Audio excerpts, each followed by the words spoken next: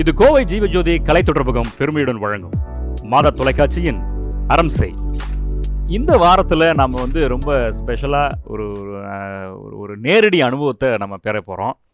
இது வரைக்கும் அறம் செய் நிகழ்ச்சியில் இப்படியான ஒரு நேரடி அனுபவம், ஒரு நேரடியாக ஒரு செயல்பாடை செய்முறையை நம்ம பார்த்துருக்க மாட்டோம். மேபி இங்கே செட்டில் பார்த்துருப்போம், பட் அந்த இடத்துக்கே போய் பார்த்துருக்க மாட்டோம். அப்படிப்பட்ட ஒரு அனுபவத்தை நாங்கள் கொடுப்பதற்கு இப்போ நாங்கள் தயாராக இருக்கிறோம்.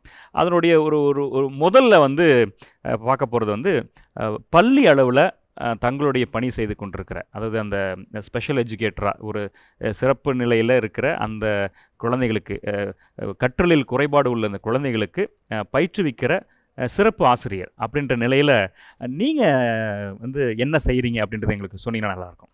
அதுக்கு முன்னாடி நாம் போன வாரம் என்னென்னலாம் பார்த்தோம் அப்படின்றத ஒரு சின்ன ரீகேப் பார்த்தலாமா? ஸ்பெஷல் எஜுகேட்டர் அப்படிங்கிறவங்க எப்படி அப்படின்னா ஒரு சாப்பாட்டில் இருக்க ஒரு உப்பு பிஞ்ச் மாதிரி. இப்போ எங்ககிட்ட இருக்கிற 40 குழந்தைகளுக்கு 10 டீச்சர் இருக்காங்க. மெஜாரிட்டி சில்ட்ரன் பார்த்தீங்கன்னா government side or government aided side. அங்கே இருக்க குழந்தைங்களுக்கு ஒரு நிலைமை, எல்லா டீச்சர்ஸ்க்கும் ட்ரைனிங் கொடுக்குறாங்க. இந்த மாதிரி நிறைய ப்ரோக்ராம்ஸ் பண்ணிட்டு இருக்காங்க. 10 வயது பையன் ஒரு 25 எடுத்துட்டாருன்னா அவர் ஆவரேஜ். டென்ஷன் இருக்காது, கவனிக்க மாட்டான், எனக்கு ஒன்றுமே தெரியாது, புரியாது. ரீகேப் பார்த்து முடிச்சிட்டோம். என்னென்னலாம் பேசணுன்றதை நம்ம திரும்பியும் தெரிஞ்சுக்கிட்டோம். ஸோ தொடர்ந்து இப்போ நம்ம நிறைய பேச போகிறோம்.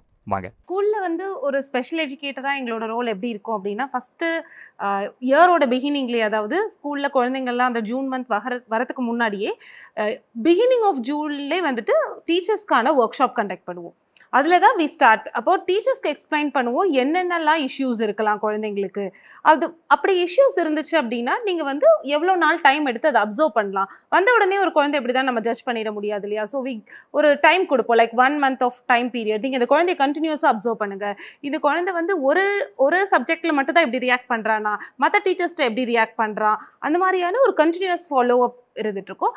ஃபஸ்ட்டு அந்த மீட்டிங் கண்டக்ட் பண்ணி முடிச்சதுக்கப்புறம் என்ன ஆகும் அப்படின்னா, ஒரு ப்ரீத்திங் டைம் மாதிரி கொடுப்போம். டீச்சர்ஸ்க்கு ஒரு 1 month டைம் இருக்கும். ஸோ என்ன பண்ணுவாங்க அப்படின்னா, டீச்சர்ஸ் அப்சர்வ் பண்ணுவாங்க.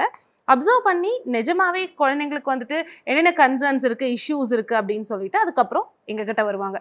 ஸோ நாங்கள் என்ன பண்ணுவோம் எங்களோட ரோல்லேருந்து அப்படின்னு பார்த்தோம்னா, குழந்தைக்கு இஷ்யூன்னு சொன்னாங்கன்னா, இப்போ சார் சொன்ன மாதிரி எங்களால் ஒரு ஃபார்மலான அசஸ்மெண்ட் கண்டக்ட் பண்ண முடியாது. பட் இன்ஃபார்மலாக என்னென்ன இஷ்யூஸ் இருக்கும் குழந்தைக்கு அப்படின்ட்டு reading, writing, spelling, mathematical skill, அதுக்கப்புறமேட்டு பர்செப்ஷன், இது எல்லாமே நாங்கள் நோட்டீஸ் பண்ணுவோம். இப்போ நோட்டீஸ் பண்ணிவிட்டு அந்த குழந்தையோட ஏஜுக்கு அந்த கிரேடுக்கும் அவங்களோட ரீடிங் மேட்ச் ஆகுதா, அவங்களோட ஸ்பெல்லிங் ஸ்கில்ஸ் எந்த அளவுக்கு இருக்குது, ஸ்பெல்லிங்கில் மிஸ் பண்ணுறாங்கன்னா எதை மிஸ் பண்ணுறாங்க, வவல்ஸ் மிஸ் பண்ணுறாங்களா, இல்லை பிளெண்ட் பண்ணவே தெரியலையா, சுத்தமாக அவங்களுக்கு அந்த டீகோடிங்கே இல்லையா. அப்போது ஸ்பெல்லிங் அசஸ்மெண்ட் வைக்கும் போதே தெரிஞ்சிடும் அந்த குழந்தைக்கு ஆக்சுவலாக ஸ்பெல்லிங்கில் என்ன இஷ்யூஸ் இருக்குது அப்படின்ட்டு. ரீடிங், சில குழந்தைங்க நல்லா படிப்பாங்க, ஆனால் அந்த மாடுலேஷனே இருக்காது. திஸ் இஸ் பாய், த, இன், த அப்படின்னு படிப்பாங்களே தவிர அந்த மாடுலேஷன் இருக்காது. அதுக்கப்புறம் அதை அவங்களால புரிஞ்சுக்க முடியாது. காம்ப்ரிஹெண்டிங் தான் இஷ்யூவா அப்படிங்கிறத அசஸ் பண்ணுவோம். சில குழந்தைங்களுக்கு படிக்க தெரியாது, அதுவே நம்ம படிக்கும் போது நம்ம படித்து காமிச்சோன்னா அதை காம்ப்ரிஹெண்ட் பண்ணிக்கிற அளவுக்கு இருக்கும். ஸோ ஒரு இன்ஃபார்மலாக அசஸ்மெண்ட் கண்டக்ட் பண்ணும் போது நமக்கு என்ன தெரியும் அப்படின்னா, அந்த குழந்தைக்கு எந்த ஏரியாவில் இஷ்யூ இருக்குது, எப்படி உங்களுக்கு ரீடிங்கில் இஷ்யூவா, ஸ்பெல்லிங்கில் இஷ்யூவா, புரிஞ்சுக்கிறதுல அந்த காம்ப்ரிஹெண்ட் பண்ணிக்கிறதுல தான் இஷ்யூவா, ஹேண்ட் ரைட்டிங் அசஸ் பண்ணுவோம், ரைட் ஹேண்டடா லெஃப்ட் ஹேண்டடா, எவ்வளோ இம்ப்ரெஷன் கொடுக்குறாங்க அவங்க எழுதுறதுக்கு, அட்டென்ஷன் ஸ்பேன் எப்படி இருக்குது, சிட்டிங் எப்படி இருக்குது. ஒரு இன்ஃபார்மல் அசஸ்மெண்ட் முடிக்கும் போது அவங்க எழுதுறதை மட்டும் பார்க்காம அதை தாண்டி அவங்க எந்த அளவுக்கு டிஸ்ட்ராக்ட் ஆகிறாங்க, எந்த அளவுக்கு நம்ம சொல்கிற இன்ஸ்ட்ரக்ஷன்ஸை ஃபாலோ பண்ணுறாங்க, எல்லாமே முடியும். மேக்ஸ் வரும்போது இன்னும் கூட கீனாக இருக்கும். இப்போ நம்பர் எப்படி படிக்கிறாங்க, அவங்களுக்கு பிளேஸ் வேல்யூ தெரியுதா, அடிஷன் பண்ணும்போது அவங்க 1s பிளேஸ்லேருந்து ஸ்டார்ட் பண்ணுறாங்களா, இல்லை 100s பிளேஸ்லேருந்து ஸ்டார்ட் பண்ணுறாங்களா அப்படிங்கிற மொத்த இதுவும் அவங்க அதை பண்ணிட்டு இருக்கும் போதே நம்மளும் அதை எழுதி வச்சுக்கணும், என்னெல்லாம் அவங்களுக்கு லேக் ஆகுது அப்படின்ட்டு.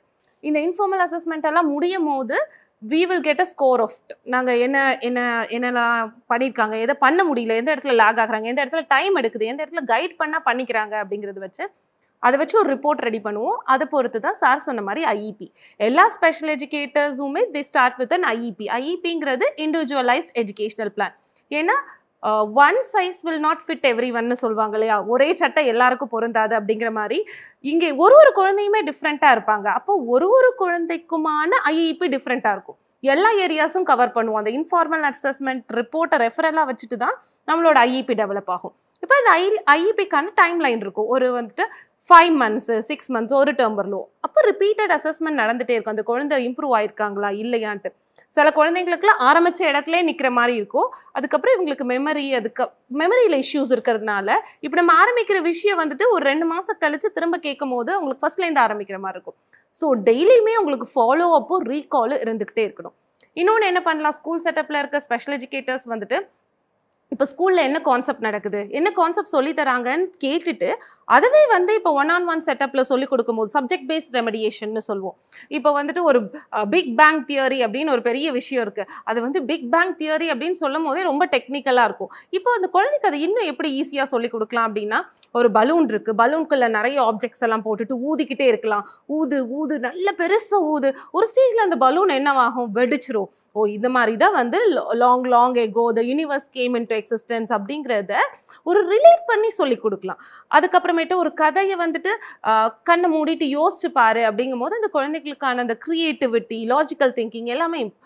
ஸோ ஸ்கூலில் என்ன நடக்குது, சப்ஜெக்ட் என்ன நடக்கிறாங்க அப்படிங்கிறத வச்சு சொல்லிக் கொடுக்கலாம். ஸ்கூல் செட்டப்பில் ஃபஸ்ட்டு ரீடிங்கில் தான் இஷ்யூ இருக்குது குழந்தைக்குன்னா, ஜென்ரலாக வந்துட்டு ஆஸ் எவ்ரி ஒன் ஃபோனிக்ஸ்லேருந்து தான் ஸ்டார்ட் பண்ணுவோம். ஃபோனிக் ஒரு லெட்டராக மல்டி சென்சரி அப்ரோச் தான் யூஸ் பண்ணுறது. அதாவது ஒரு குழந்தைங்களுக்கு வந்து கேட்டால் புரியும், இன்னொரு குழந்தைங்களுக்கு எழுதினா புரியும், இன்னொருத்தவங்களுக்கு பார்த்து இது பண்ணால் புரியும், விஷுவலாக படிப்பாங்க. அப்படிங்கும் போது எல்லாமே ட்ரை பண்ணி பார்ப்போம், அந்த குழந்தைங்களுக்கு என்ன ஒர்க் அவுட் ஆகுதோ வி கேன் கோ.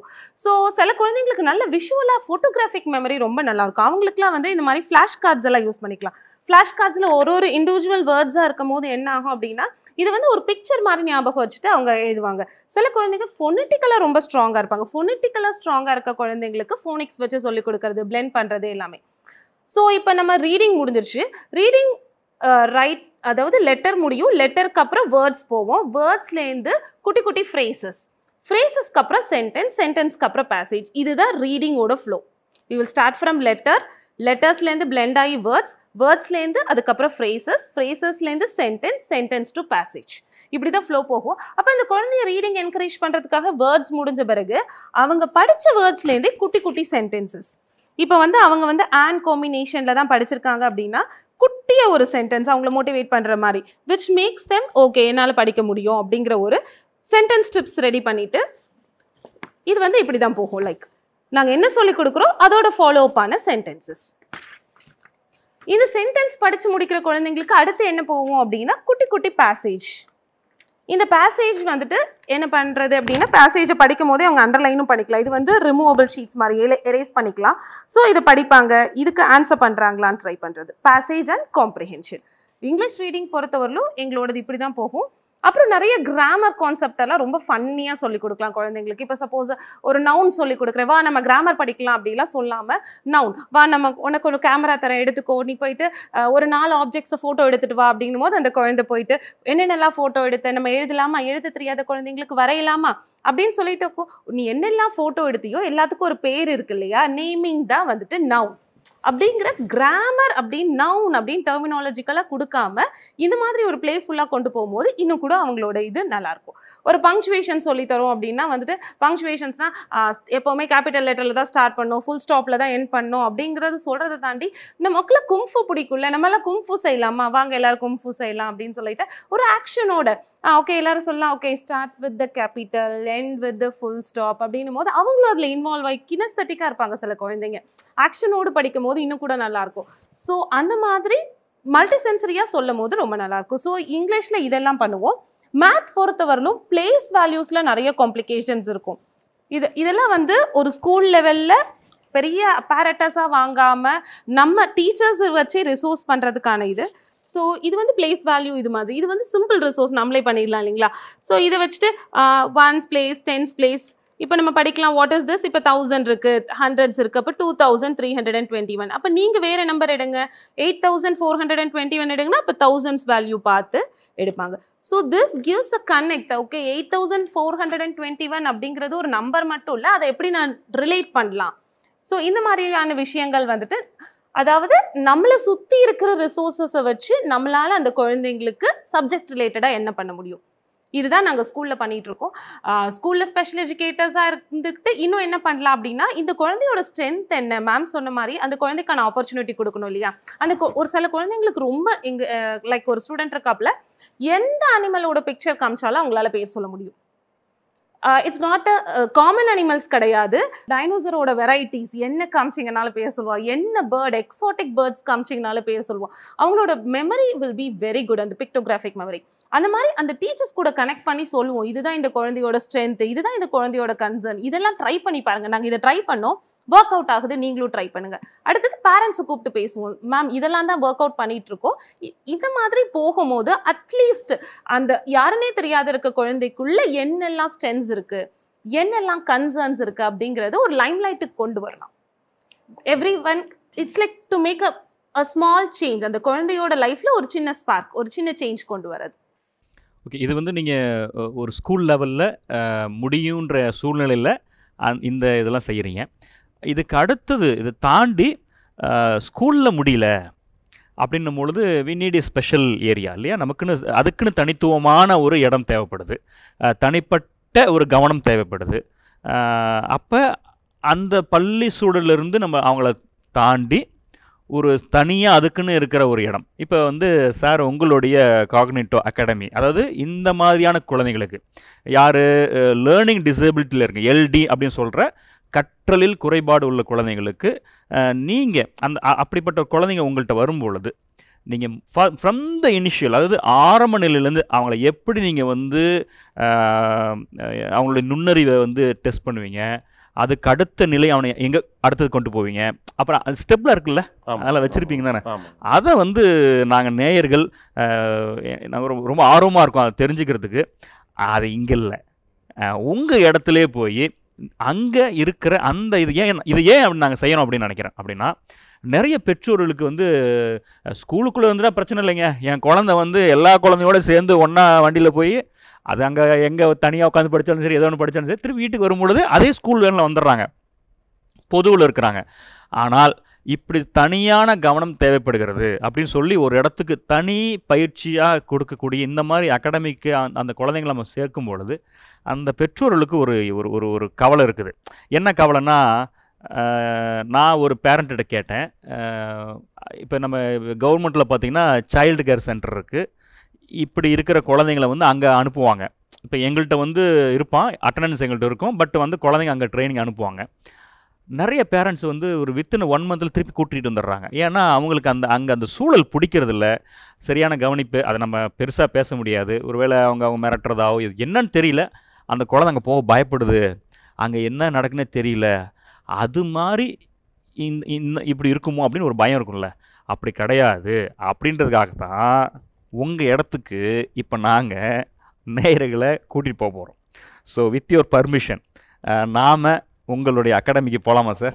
தாராளமாக போகலாம். ஓகே சார், நீங்கள் அங்கே வந்து எல்லாம் எங்களுக்கு டீட்டெயிலாக சொல்லுவீங்க தானே? எல்லாம் சொல்லுவோம். அன்பான நேயர்களே, நமக்கு ஒரு புதிய அனுபவம் இந்த வரப்போகிற அந்த வாரங்களில் என்னென்னா, நேரடியாகவே இந்த கற்றலில் குறைபாடு உள்ள குழந்தைகளை எப்படி இவங்க அடையாளம் கண்டு அவர்களுக்கு என்னென்னலாம் ஒரு முன் தயாரிப்பு, ஒரு முன் தேர்வு, அவங்களுடைய நுண்ணுறிவை அறிந்து கொள்கிற எல்லா படிநிலைகளும் அதை கண்டுபிடிச்சதுக்கு அப்புறமா அதுக்கு அடுத்த நிலைன்னு சொல்லி தங்களிடம் வருகிற ஒரு இப்படிப்பட்ட ஒரு குறையுள்ள குழந்தைகளை ஒரு முழுமையாக முடிந்தவரை அவர்கள் அடுத்த நிலை திருப்பியும் போய் அவங்கள ரெகுலர் ஸ்கூலில் மற்ற குழந்தைகளோடு சேர்ந்து படிக்கிற அந்த சூழலை உருவாக்கி கொடுக்குற அதை நம்ம நேரடியாக பார்க்க போகிறோம். வாங்க போகலாம்.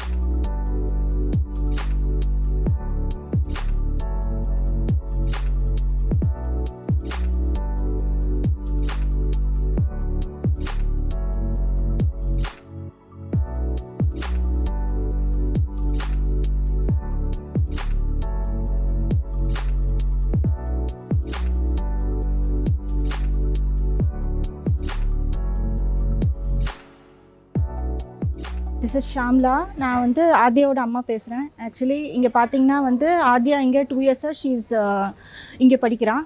ஸோ அவள் பார்த்தீங்கன்னா வந்து ப்ரீவியஸாக ஸ்கூலில் படித்தப்போ she has issues with reading, writing. So ஒரு கன்ஃபியூஷன் இருந்துகிட்டே இருந்தது அவளுக்கு. ஸோ அப்புறம் டீச்சர்ஸ் ஆல்சோ சைட் ஆக்சுவலி அவளுக்கு வந்து கொஞ்சம் ஸ்கூலில் பார்த்தீங்கன்னால கொஞ்சம் லேர்னிங்கில் ப்ராப்ளம் இருந்தது, சிட்டிங் டாலரன்ஸ் இல்லாமல் இருந்தது. ஸோ அதனால அப்புறம் பார்த்திங்கன்னா வந்து சார்கிட்ட வந்தோம் ஆக்சுவலி டயக்னோஸ் பண்ணுறதுக்கு, ஒரு சைக்கலாஜிக்கலாக என்ன what makes hour do that அப்படின்னு. அப்புறம் டயக்னோஸ் பண்ணி பார்த்தப்போ ஷி ஹேஸ் சம் டிஸ்லெக்ஸியா இருந்தது, அப்புறம் ஏடிஹெச்டி இருந்தது. ஸோ ஆஃப்டர் அங்கே ஸ்கூலில் படித்தப்பெல்லாம் she could not able to read write anything, எல்லாமே கன்ஃபியூஸ் ஆவா. இப்போ பார்த்தீங்கன்னா ஒரு கேட், ஒரு மேட், அதுக்கெல்லாமே கன்ஃபியூஷன் இருந்தது. அப்புறம் லேட்டர் பார்த்தீங்கன்னா ஸ்கூலில் நார்மல் ஸ்கூலில் கண்டினியூ ஆகிட்டு இருந்தது. அப்புறம் ஈவினிங் தெரப்பீஸும் வந்துட்டு இருந்தா. அப்புறம் மேம் சஜஸ்ட் பண்ணாங்க, why don't you continue here, actually full time பண்ணுங்க அப்படின்ட்டு. அப்புறம் ஸ்கூல்லேயும் வந்து ஐடென்டிஃபை பண்ணி சொன்னாங்க, this kid need some individual attention அப்படின்னு சொன்னாங்க. ஸோ லேட்டர் இந்த இயர் 2022 இங்கே I made her daughter joined here in Cognito. So அப்புறம் பார்த்தீங்கன்னா the developments are very tremendous actually.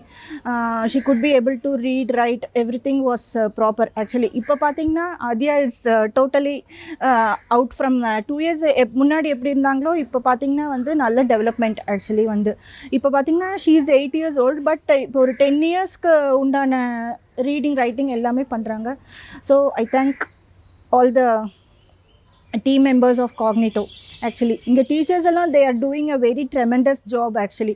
கிட்ஸுக்கு நல்லா எஃபர்ட்ஸ் போடுறாங்க, கிட்ஸை நல்லா they are trying to bring up the kids, so they are helping the kids for their betterment. இதுதான் எங்கள் Cognito learning centre and organisation for alternative education. வாங்க உள்ளே போகலாம். ஹலோ சஞ்சீத், இப்போ நம்ம வந்து இந்த ஒரு டெஸ்ட்டுன்னு சொன்னோம் இல்லையா, இங்கே வந்து ஒரு ஆக்டிவிட்டி பேஸ்டாக தான் நம்ம வந்து டெஸ்ட் பண்ண போகிறோம், சரிங்களா? ஸோ இது வந்து இந்த புத்தகத்தில் வந்து பார்த்திங்கன்னா இந்த மாதிரி டிசைன்ஸ் எல்லாம் நிறைய இருக்கும். ஓகே, இதில் வந்து பார்த்திங்கன்னா ஃபஸ்ட்டு வந்து இந்த ஒரு படத்தை பார்த்தீங்கன்னா இதில் ஒரு பாகம் விட்டு போயிருக்கும், ஓகேங்களா? அதுக்கான ஆன்சர் வந்து இங்கே கீழே கொடுத்துருக்காங்க. இதில் எது வரும்னு சொல்லுங்கள். இந்த 6 ஆப்ஷனில் எது இங்கே மேட்ச் ஆகும்? நம்பர் 4 இல்லையா, அது கரெக்ட். ஸோ இந்த மாதிரி அடுத்தடுத்து வரும், சரிங்களா? பண்ணிக்கிட்டே இருங்க. இதுக்கு சொல்லுங்கள் 5. Okay, very good. அடுத்து சஞ்சீத், இது வந்து பார்த்தீங்கன்னா இங்கே ஒரு டிசைன் தெரியுதுங்களா?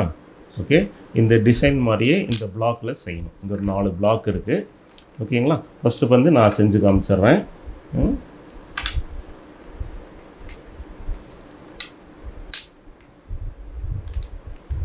ஓகேவா? இது 2 ஒரே மாதிரி இருக்குதா? ஓகே, இப்போ நீங்கள் செய்கிறீங்களா? செய்யுங்க. உங்களால் எவ்வளோ ஃபாஸ்ட்டாக பண்ண முடியுமோ பண்ணுங்க. Okay, very good.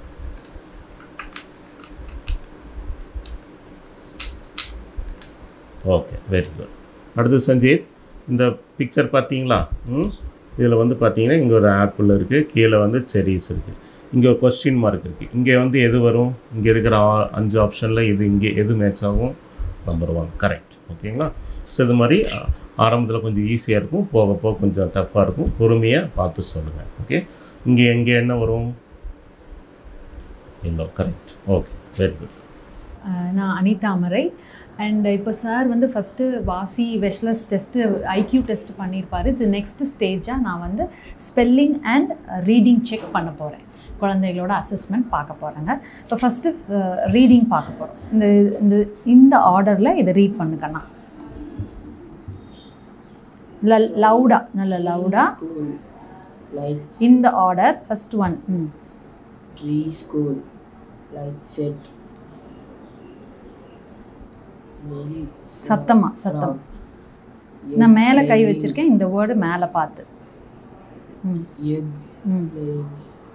இந்த வேர்டு இந்த ஆர்டரில் போகணும், கீழே போக வேண்டாம். அடுத்து book, next school, sit, frog, playing, bun. இது என்னது? Bun, flower, rod, clock, train, light, picture. So இப்படி கண்டினியூஸாக நாங்கள் செக் பண்ணுவோம் சார். 10 ராங் வேர்ட்ஸ் வந்துருச்சுன்னா we will stop it. Stop பண்ணிவிட்டு அதுக்கு ஒரு ஸ்கோரிங் கீ இருக்குது, அதுக்கு தகுந்த மாதிரி அதை ஸ்கோர் பண்ணுவோம். நெக்ஸ்ட் இதே மாதிரி ஸ்பெல்லிங் செக் பண்ணுறதுக்கு டிக்டேஷன் வேர்ட்ஸ் மாதிரி கொடுப்போம், அதை அவங்க எழுதணும். 1 2 3 போட்டு 1 by 1 நான் சொல்கிறத எழுது, சரியா? ஃபஸ்ட்டு சி, பார்க்குற C. Okay, next cut, next mat, next in out இருக்கு இல்லையா, அந்த in. next ran, run ஓட past tense ran. next bag,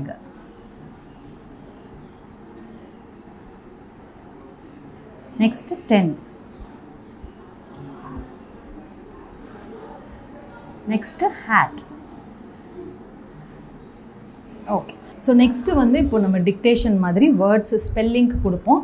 ஒவ்வொரு பேரும் ஒவ்வொரு வேர்ட்ஸையும் அந்த குழந்தை அப்படியே எழுதிட்டே வரும். மேக்ஸிமம் 10 மிஸ்டேக்ஸ் வந்தோடனே we will ஸ்டாப் பண்ணிவிட்டு நம்ம ஸ்கோரிங் கீ படி எத்தனை இது வருது, மென்டல் ஏஜ் அந்த குழந்தைக்கு, அந்த ரைட்டிங்க்கும் ரீடிங்க்கும் ஆனால் ஏஜ் எவ்வளோ வருது அப்படிங்கிறத செக் பண்ணி நம்ம நெக்ஸ்ட் ஸ்டெப்புக்கு மூவ் ஆயிடும்.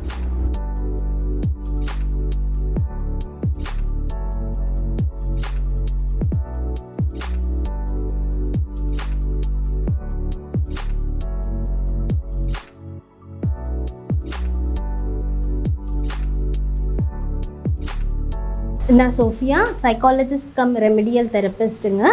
ஏன் கற்றலில் குறைபாடு உள்ள குழந்தைங்க வந்து சைக்காலஜிஸ்ட்டை அணுகணும் அப்படின்னா, அந்த குழந்தைங்களுக்கு ஒரு வார்த்தையை நம்ம கொடுத்தோம் அப்படின்னா அவங்களால வந்து அதை படிக்க முடியாது. ஏன் அப்படின்னா அந்த வார்த்தைகள் வந்து அவங்களுக்கு ஜம்பியாவோ இல்லை உல்டாவாவோ தெரியும். இப்போ இங்கிலீஷ் லெட்டர் ஆகட்டும், தமிழ் லெட்டர் ஆகட்டும், இதில் சிமிலராக இருக்க letters P, B, P, Q, M, W இந்த மாதிரி வந்து சிமிலராக இருக்க லெட்டர்ஸ் எல்லாம் அவங்களுக்கு வந்து ஜம்பியாவோ இல்லை உல்டா ரிவர்சலாவோ தெரியும். இது ஏன் அப்படின்னா பார்வை கோளாறு கிடையாது, இது பார்க்கும் விதத்தில் பிரச்சனை. ஸோ இப்போ வந்து டாக்டர்கிட்ட போய் நீங்கள் கண்ணாடி போட்டு அது சரி பண்ணோன்னா சரி பண்ண முடியாது, அது பார்க்கும் விதத்தில் பிரச்சனை. அதே மாதிரி இப்போ ஒரு வார்த்தை கேட்குறாங்க, பேட் அப்படின்னு நான் ஒரு வேர்டு சொல்கிறேன் அப்படின்னா அவங்க வந்து பேடுன்னு எழுதுவாங்க. இது வந்து கேட்கும் திறனில் வந்து பிரச்சனை கிடையாது, அந்த கேட்கும் அந்த அனலைஸ் பண்ணுறதுல அவங்களுக்கு பிரச்சனை இருக்கும். ஸோ இந்த மாதிரி ஒவ்வொருத்தருக்கும் ஒரு மனுஷனுக்கு சாதாரணமாக ஒரு விஷயத்தை லேர்ன் பண்ணணும் அப்படின்னா அவனுக்கு 10 to 15 ஸ்கில் தேவைப்படுங்க. லைக் அட்டென்ஷன், அதுக்கப்புறம் பர்செப்ஷன்லேயே பார்த்தீங்கன்னா auditory perception, visual perception, figure ground perception, அதுக்கப்புறம் memory, retrieval memory, logical conclusion, இந்த மாதிரி நிறைய ஸ்கில் தேவைப்படும். இதெல்லாம் வந்து சாதாரண ஸ்கூலில் வந்து உங்களுக்கு டீச்சரால் வந்து அவங்களுக்கு டெவலப் பண்ணி கொடுக்க முடியாது. ஸோ அதை வந்து சைக்காலஜிஸ்ட் தான் பண்ணுவாங்க. ஸோ ஒன்ஸ் அந்த ஸ்கில் டெவலப் ஆனால் மட்டும்தான் அந்த குழந்தைங்களால் அடுத்தது அந்த வார்த்தைகளை தெளிவுபடி படிக்க முடியும். ஸோ அந்த பாட்டை வந்து இம்ப்ரூவ் பண்ணுறதுக்காக தான் சைக்காலஜிஸ்ட் ஒவ்வொன்றத்தையும் அனலைஸ் பண்ணுவாங்க. இப்போ எங்ககிட்டயே பார்த்தீங்கன்னா ஒரு 21 ஸ்கில் இருக்குங்க. அதை வந்து ஒர்க் ஷீட் மூலயமா நாங்கள் அனலைஸ் பண்ணி அதுக்கப்புறம் அதுக்கான பயிற்சிகள் இங்கே கொடுப்போம். இப்போ நீங்கள் பார்த்தீங்கன்னா ஒவ்வொரு குழந்தையும் ஒவ்வொரு ஆற்றலில் வந்து பண்ணிகிட்ருக்கோம். இது வந்து பர்செப்ஷன், இது வந்து லாஜிக்கல் ரீசனிங் ஆக்டிவிட்டி, இது வந்து அகெயின் வந்து பர்செப்ஷன், அவள் வந்து மோட்டார், இந்த மாதிரி ஒவ்வொரு ஸ்கில்லையும் டெவலப் பண்ணுறதுக்கு ஒவ்வொரு வகையான எக்ஸசைஸ், தெரப்பீஸ், ஒர்க் ஷீட்ஸ்ன்னு சைக்காலஜிஸ்ட் பண்ணி கொடுப்பாங்க. ஸோ இது ஒன்ஸ் முடிஞ்சது அப்படின்னா நாங்கள் வந்து சைமல்டேனியஸாக ரெமிடியல் தெரபிஸ்ட் இங்கிலீஷ் பண்ணுறாங்க இல்லைங்க, அவங்க இதே செயல்முறையை வார்த்தைகளில் பண்ணுவாங்கங்க. அதை வந்து நீங்கள் நெக்ஸ்ட் இதில் நீங்கள் பார்ப்பீங்க. நேர்களே, ஒரு நேரடி அனுபவத்தில் நம்ம இருக்கிறோம். இந்த அனுபவம் மாதா தொலைக்காட்சியில் அரம்சை நிகழ்ச்சியில் ஒரு புதிய அனுபவம். நேரடியாக ஒரு களத்தில் போய் நம்ம பார்த்துட்ருக்குறோம். ஆனால் இன்னும் முடியல, இன்னும் நிறைய இருக்குது, இன்னும் நிறைய விஷயங்கள் நீங்கள் பார்க்க வேண்டியது இருக்குது. அதனால் தொடர்ந்து நம்ம அடுத்த வாரமும் இதனுடைய தொடர்ச்சியை நம்ம பார்க்க இருக்கிறோம். அதுவரை நீங்கள் காத்திருங்க. இது கோவை ஜீவஜோதி கலை தொடர்பகம் பெருமையுடன் வழங்கும் மாதா தொலைக்காட்சியின் அரம்சை. மீண்டும் அடுத்த வாரம் சந்திப்போம். நன்றி, வணக்கம்.